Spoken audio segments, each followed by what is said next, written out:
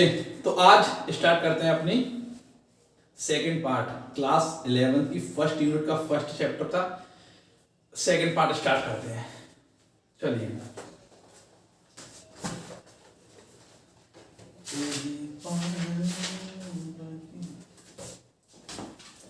तो जैसा कि हमारा जो टॉपिक चल रहा था, हमने वृद्धि पढ़ लिया, जनन पढ़ लिया।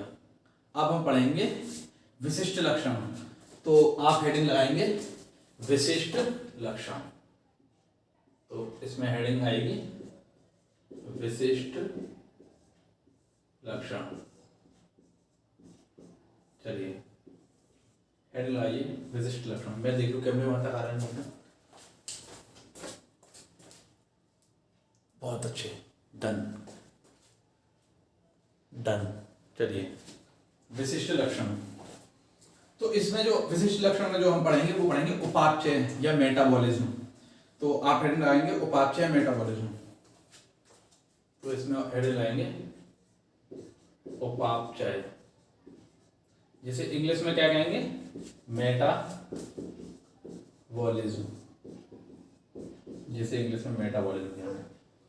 तो उपापचय मेटाबॉलिज्म में होता क्या है, और इसमें उपापचय क्रिया पढ़ेंगे। हाँ, उपापचय क्रिया, मेटाबॉलिज्म, मेटाबॉलिक रिएक्शन, उपापचय क्रिया इधर लिख लीजिए। उपापचय क्रिया क्या होती है? उपापचय क्रिया देखिए, हमारे शरीर में होने वाली सभी जैविक क्रियाएं, हमारे शरीर में होने वाली सभी जैविक क्रियाओं को उपापचय क्रिया कहा जाता है। तो क्या है, जीवों में होने वाली सभी जैविक क्रियाओं को, जीवों में होने वाली सभी जैविक क्रियाओं को उपापचय क्रिया कहा जाता है। ये दो प्रकार की होती हैं, एक metabolism are two type, catabolism और एनाबॉलिज्म। तो चलिए पहले इसके बारे में लिखते हैं, उपापचय क्रिया के बारे में कि ये है क्या। तो इसमें होगा जीवों में होने वाली समस्त जैविक क्रियाओं को, देखो जीवों में होने वाली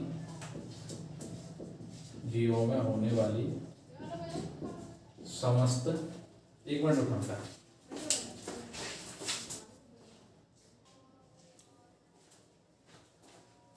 हाँ, तो क्या लिख रहे थे हम, जीवों में होने वाली समस्त जैविक क्रियाओं को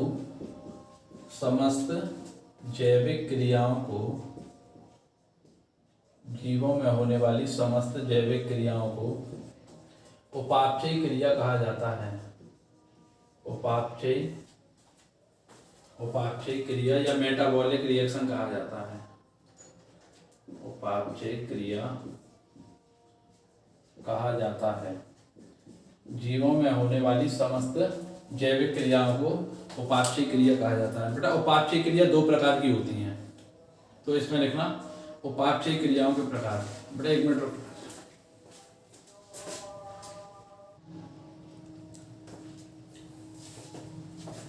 चलिए बेटा। तो क्या अपना उपापचय क्रिया क्या होती हैं, जीवों में होने वाली समस्त जैविक क्रियाओं को, जीवों में होने वाली समस्त जैविक क्रियाओं को उपापचय क्रिया कहा जाता है। अब आप लिख रहे बेटा हेडिंग उपापचय क्रियाओं के प्रकार। चलिए हेड लाते हैं। तो क्या हेडिंग है, उपापचय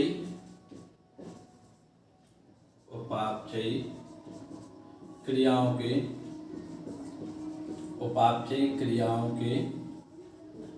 प्रकार।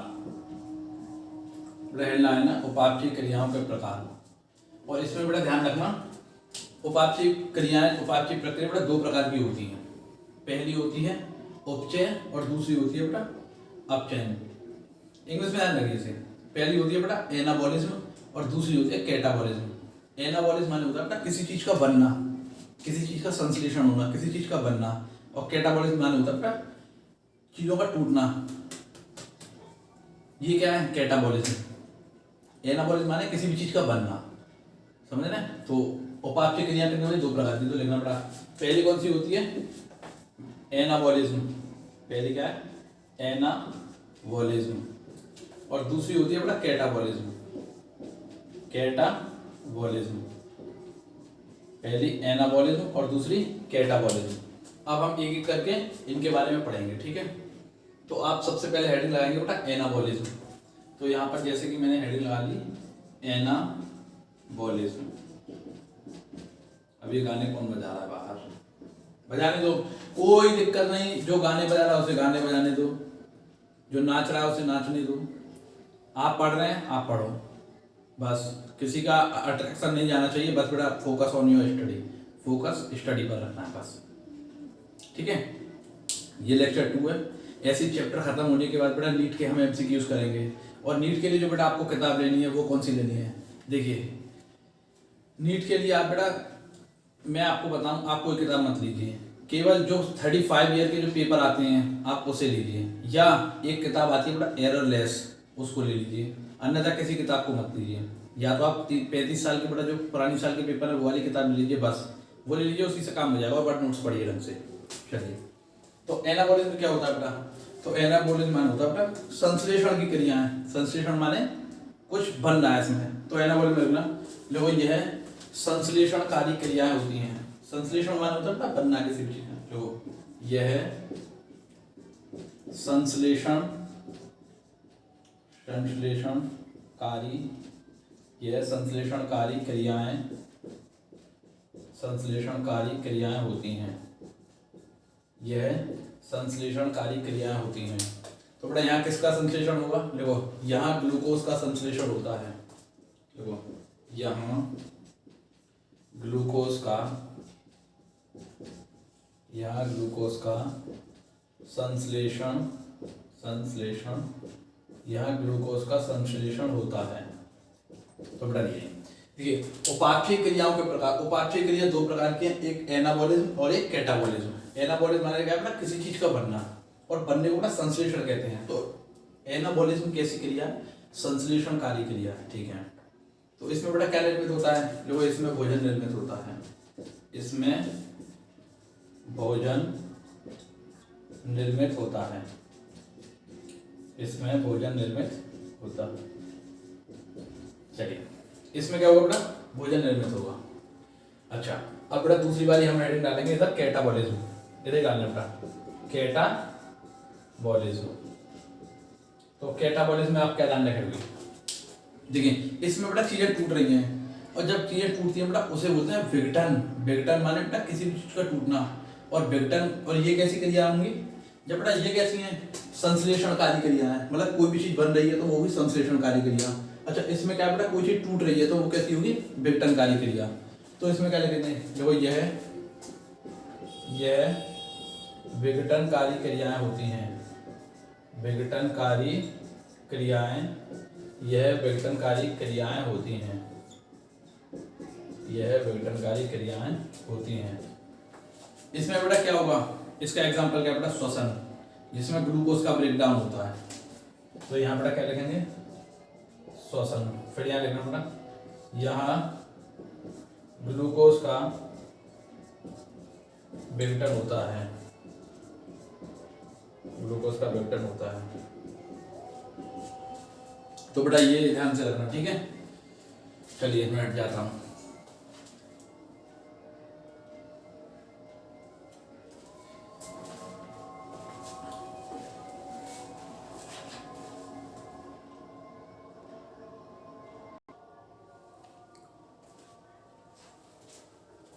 चलिए बेटा मुझे यहाँ तक देखने जाए, मैं बोल देता हूँ।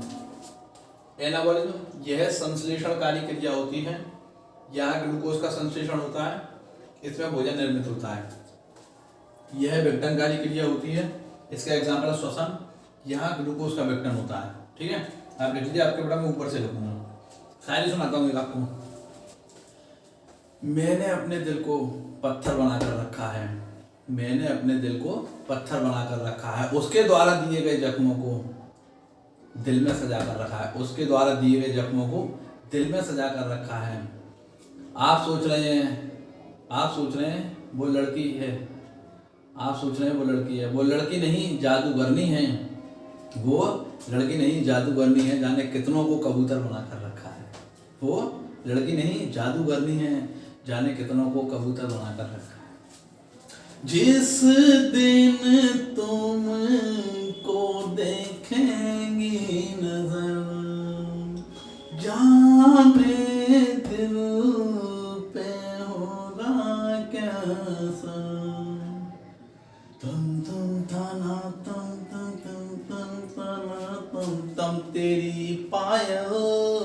बजी जहां मैं पागल हुआ वहां। अच्छा बेटा देखिए, जितनी भी उपापचयी क्रियाएं मेटाबॉलिज्म बेटा, जितनी मेटाबॉलिक रिएक्शन है ये बेटा सब किस में होंगी, किसमें होंगी, ये सारी बेटा सब लिविंग में होंगी। किस में होंगी, लिविंग में। जितनी भी उपापचयी क्रियाएं सभी जीवों में होंगी। इसलिए बेटा उपापचयी मेटाबॉलिज्म बेटा क्या है, मेटाबॉलिज्म जीवों का विशिष्ट लक्षण होता है। देखो उपापचयी क्रियाएं सजीवों का विशिष्ट लक्षण होती हैं। इसमें उपापचयी क्रियाएं सजीवों का विशिष्ट, नोट डाल के लिखना बेटा, उपापचयी क्रियाएं, उपापचयी क्रियाएं सजीवों का, उपापचयी क्रियाएं सजीवों का विशिष्ट लक्षण होती हैं। क्या होती है बेटा, विशिष्ट लक्षण होती हैं। उपापचयी क्रियाएं बेटा सजीवों का विशिष्ट लक्षण होती हैं। सजीव नहीं निर्जीव।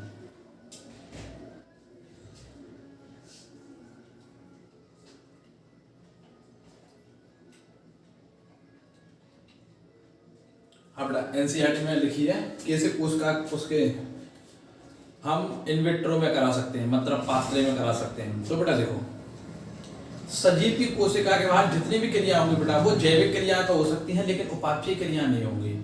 सजीव कोशिका के बाहर होने वाली क्रियाएं जैविक हो सकती हैं लेकिन उपापचय क्रिया नहीं हो सकती। तो बड़ा नोट में ध्यान रखना है इसमें, जो सजीव के बाहर होने वाली क्रियाएं, सजीव के बाहर, सजीव कोशिका के बाहर, सजीव कोशिका के बाहर होने वाली, सजीव कोशिका के बाहर होने वाली क्रियाएं जैविक हो सकती हैं, जैविक हो सकती हैं परंतु उपापचय क्रिया नहीं हो सकती। सजीव परंतु उपापचयी क्रिया नहीं हो सकती।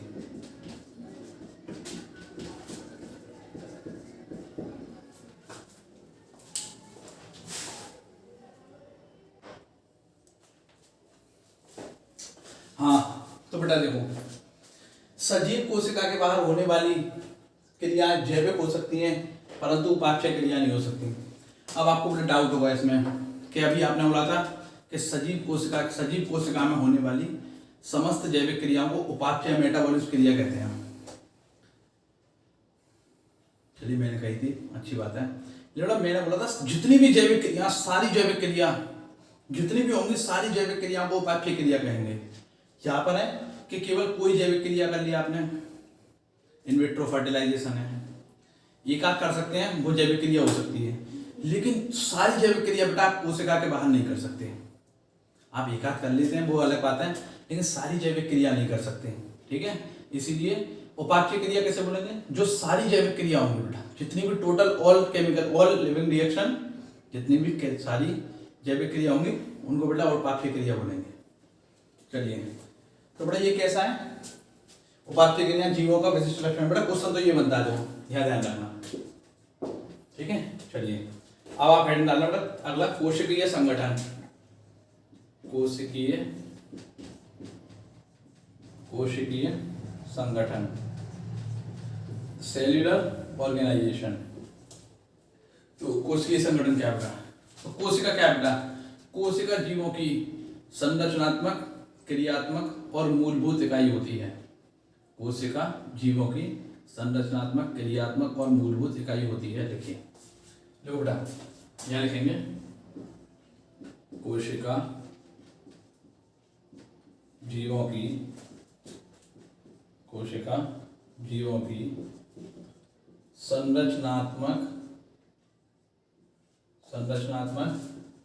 क्रियात्मक, संरचनात्मक, क्रियात्मक व मूलभूत, संरचनात्मक, क्रियात्मक व मूलभूत इकाई होती है। तो बेटा कोशिका क्या है, कोशिका जीवों की संरचनात्मक, क्रियात्मक और मूलभूत इकाई होती है। जितने भी सजीव है बेटा, all living organism are composed of cell. Compose, चलिए बोले, जितने भी सजीव है बेटा सब कोशिका से बने हुए हैं। तो यहाँ लिखेंगे सभी सजीवों का निर्माण, सभी सजीवों का निर्माण, सभी सजीवों का निर्माण कोशिका से होता है। सभी सजीवों का निर्माण किससे होता है बेटा? कोशिका से होता है। सभी सजीव बेटा, जितने भी ऑर्गेनिज्म बेटा, सबका निर्माण कैसे होगा? कोशिका से होगा। अब मान लीजिए बेटा बहुत से जीव हैं जो एक कोशिका से बने होते हैं, एक कोशिका से बने जीव। अब बेटा ऐसे जीव जो एक कोशिका से बने होते हैं उन्हें क्या कहते हैं बेटा? देखिए, ऐसे जीव जो एक कोशिका से बने होते हैं उन्हें एक कोशिकीय जीव कहा जाता है। एक कोशिका से बने जीव को क्या कहते हैं? एक कोशिकीय। चलिए, और बेटा अनेक कोशिका से बने जीव को बहुकोशिकीय लिखेंगे। अनेक कोशिका से बने जीव। अब बेटा ऐसे जो अनेक कोशिका से बने होते हैं उन्हें क्या कहते हैं? बहुकोशिकीय। क्या कहेंगे? बहुकोशिकीय। ऐसे जीव जो बेटा एक कोशिका से बने हैं उन्हें एक कोशिकीय, और जो कई सारी कोशिकाओं से बने होते हैं उन्हें कहते हैं बेटा बहुकोशिकीय। चलिए, अच्छा, तो बेटा ये भी क्या है बेटा? कोशिकीय संगठन भी नोट में लिखेंगे। कोशिकीय संगठन, कोशिकीय संगठन। एक मिनट रुकना बेटा, यहाँ तक दिख रहा है उसमें अनेक कोशिका से। अच्छा बेटा वहीं तक है। चलिए बेटा मैं यहाँ पर ऊपर लिख देता हूँ इसको। तो बेटा यहाँ पर नोट डाल के लिख रहा हूँ कोशिका संगठन। देखो, कोशिकीय संगठन, कोशिकीय संगठन जीवों का, कोशिकीय संगठन जीवों का हाँ बेटा कैसा है? विशिष्ट या परिभाषित गुण है। कैसा? विशिष्ट या परिभाषित गुण है। चलिए बेटा देखिए, इसको आप नोट करिए। फिर अगला डालेंगे बेटा चेतना, कॉन्शियसनेस। इसको नोट करिए। चलिए बेटा रफ करता हूँ मैं इसको, है ठीक है।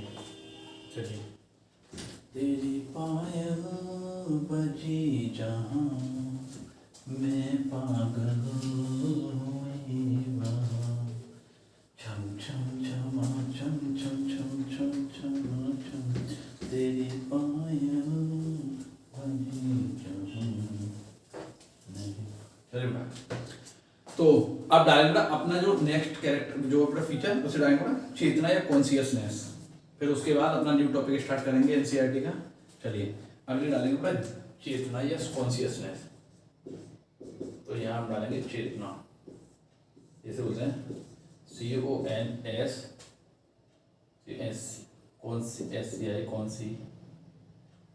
CONS, एक मिनट, CONS, हाँ अरे CONSCIOUSNESS,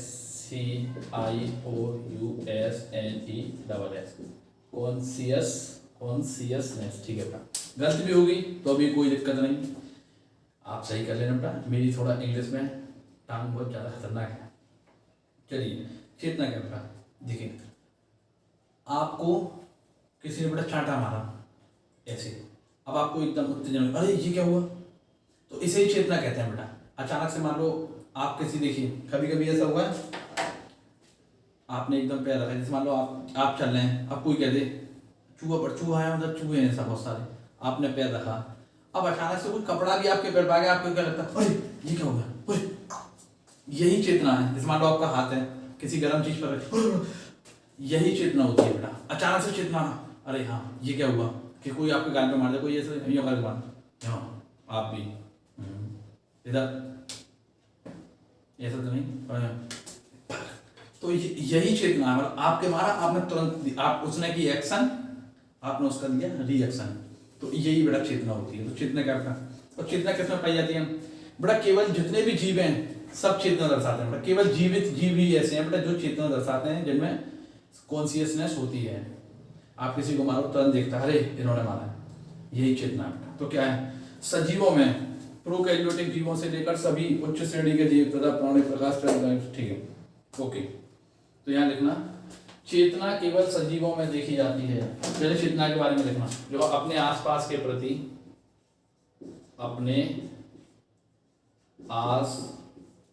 अपने आसपास के वातावरण के प्रति, अपने आसपास के वातावरण के प्रति क्रिया की, किसकी क्रिया की प्रतिक्रिया देना ही, क्रिया की प्रतिक्रिया देना ही चेतना कहलाता है, चेतना कहलाता है। बड़ा अपने आसपास के प्रति, अपने आसपास के वातावरण के प्रति प्रतिक्रिया की प्रतिक्रिया देना ही क्या कहलाता है, चेतना कहलाता है। ठीक है, और अगला क्या लिखेंगे, चेतना सजीवों का नहीं, केवल जीवित जीवी चेतना दर्शाते हैं, केवल जीवित जीवी बेटा क्या दर्शाते हैं, चेतना। तो चेतना बेटा क्या हुआ, चेतना सजीवों का विशिष्ट और परिभाषित गुण होता है। Consciousness are defining feature of all living organism. तो बेटा चेतना क्या है, तो हम यहाँ से लिखेंगे चेतना सजीवों की, चेतना सजीवों का विशिष्ट, चेतना सजीवों का विशिष्ट या परिभाषित गुण होता है, परिभाषित गुण होता है। तो बेटा चेतना क्या है, चेतना सजीवों का विशिष्ट या परिभाषित गुण होता है। अब बेटा देखिए, तो बेटा हम चेतना देखिए क्या होता है, प्रकाश, ताप, जल, वायु, सुने बेटा, प्रकाश देखिए क्या लिखना, प्रकाश, ताप, जल, वायु, इनसे बेटा हम क्या करते हैं, ये करेंगे क्रिया, तो हम क्या करेंगे बेटा, प्रतिक्रिया। अब जैसे कैसे बेटा, मान लीजिए तापमान यहाँ पर ठंड है, अब अचानक से बेटा 50 डिग्री सेल्सियस हो जाए, तो हम क्या करेंगे, स्वेटर सब उतारेंगे और पंखा चलाओ, ये करो, करते हैं बेटा। तो तापमान बढ़ा या घटा, इसका इफेक्ट हम पर आया, हमने तुरंत चेतना दी। निर्जीव बेटा, निर्जीव को कभी आपने देखा बेटा, कोई मरा हुआ इंसान है, उसको बेटा आपने देखा कभी ठंड लगते हुए, नहीं। अब हम जीवित हैं। अब बेटा देखिए, जैसे ठंड का मौसम आ रहा है बेटा, देखिए ठंड हो गई है, हमने कपड़े पहन लिए, स्वेटर पहन लिए। पहले हम क्या पहनते थे, एक टी शर्ट एक लोअर पहनते थे गर्मी में, क्योंकि उस समय गर्मी ज़्यादा थी। तो हम बेटा चेतना दर्शाते हैं, समझ रहे हो, चेतना कौन दर्शाएगा, जो बेटा लिविंग है, जिनमें जान है, जो जीवित है, वही चेतना दर्शाते हैं। ठीक है, चलिए, तो बेटा इसको आप नोट कीजिए। और बेटा अब अपना दूसरा टॉपिक स्टार्ट करेंगे, जिसका नाम है बेटा जीव जगत में विविधता। चलिए आप इसको बेटा नोट करिए अब तक, है ना।